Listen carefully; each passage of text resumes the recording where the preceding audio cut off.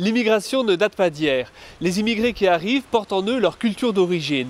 Depuis les années 1970, en accord avec certains pays comme la Tunisie, le Maroc, la Turquie, l'Algérie, les petits-enfants et les enfants d'immigrés peuvent recevoir un enseignement de la langue d'origine de leur famille.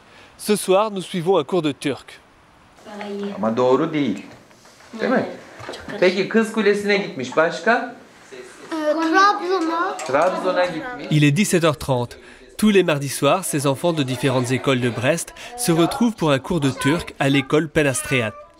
Le turc, ils le parlent déjà couramment en famille. Entre eux, ils parlent plutôt français. Mais tous sont très attachés à leur langue familiale. Vu que la mère de ma mère habite là-bas, bah, j'aime bien parler turc. C'est fatigant, mais c'est pratique. Après, quand on va en Turquie, on peut bien parler avec nos cousines, nos parents. L'attachement à la langue turque ne les empêche pas d'être curieux d'autres langues. Je vais apprendre l'allemand, l'anglais. Je suis pas prêt. Parce qu'en fait, ma soeur, elle habite en Allemagne.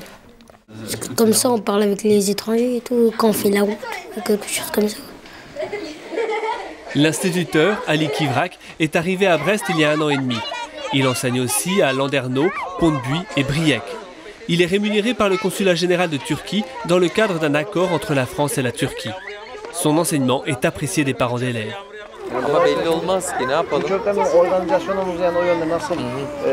Après pratiquement 40 ans de vie à Brest, on s'est éloigné de certaines choses. Et ça apporte une partie de notre histoire, une partie de notre culture que nous-mêmes, on a peut-être un petit peu délaissé de part et d'autre. L'enseignement des langues et cultures d'origine valorise l'héritage familial des élèves. Il leur permet de constater qu'il n'est pas de culture supérieure à d'autres, que partout, des cultures différentes se rencontrent.